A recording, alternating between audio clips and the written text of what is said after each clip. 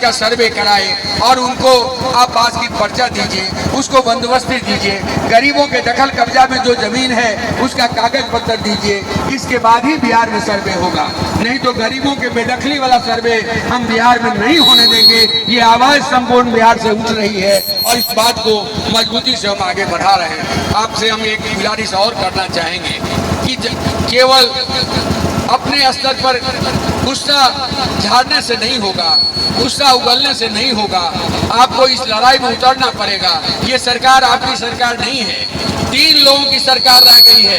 पुराने जमींदार, नए जमींदार, जमींदारी नया जमींदारी राज है, दूसरा अंबानी अडानी का कंपनी राज है और तीसरा अफसरी राज है। ये 3 लोग ही बिहार को चला रहे हैं। इनके सामने गरीब का प्रश्न, इनके सामने दलित का प्रश्न, इनके सामने मजदूर का प्रश्न नहीं कहीं है।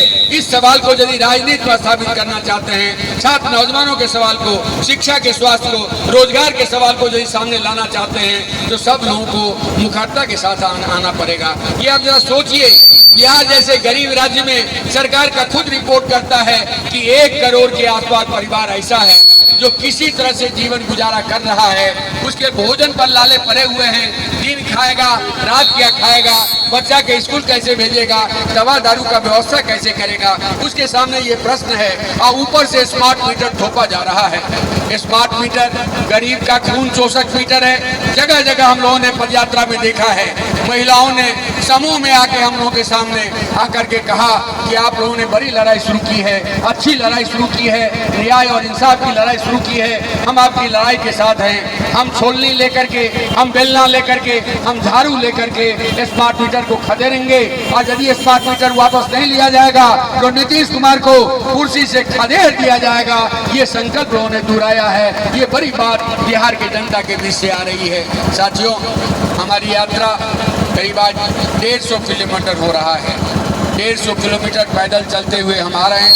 हमारे सामने जो महिला कामरेड लोग हैं, पाँव में छाले पड़ गए हैं। हमारे साथी जो परमानेंट तौर पर चल रहे हैं, 50 के आसपास के लोग, सबके कमर में दर्द है, पैर में दर्द है, पैर में घाव हो गए हैं। बावजूद इसके लोग मजबूती से डटे हुए हैं।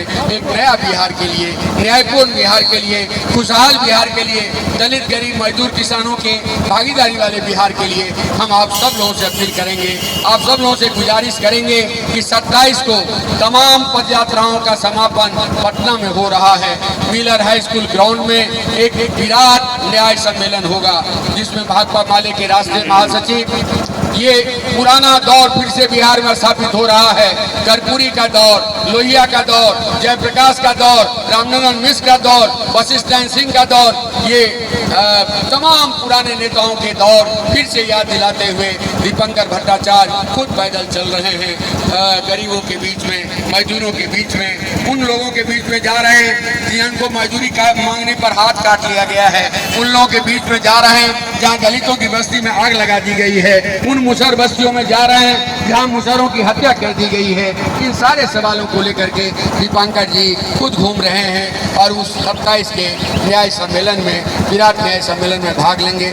हम आप सब अहाँ सबके आकार दै छी, न्योता दै छी, आग्रह करै छी, निवेदन करै छी कि सब कियो चलियो पटना आ जनता के व्यापक एकता बनाकर जनता के मुद्दा पर, न्याय के मुद्दा पर, इंसाफ के मुद्दा पर, जन सरोकार के मुद्दा पर राजनीति के आगे बढ़ाया जाए। हिंदू मुस्लिम ये मंदिर मस्जिद के सवाल पर बिहार का विकास नहीं होगा। हिंदू मुस्लिम, अरे हमारा आस्था का सवाल है, तुम राम को पूजो या रहीम को पूजो, तुम मंदिर जाओ या तुम मस्जिद जाओ, हजारों वर्षों से लोग करता आ रहा है। इस सवाल पर राजनीति नहीं होगा।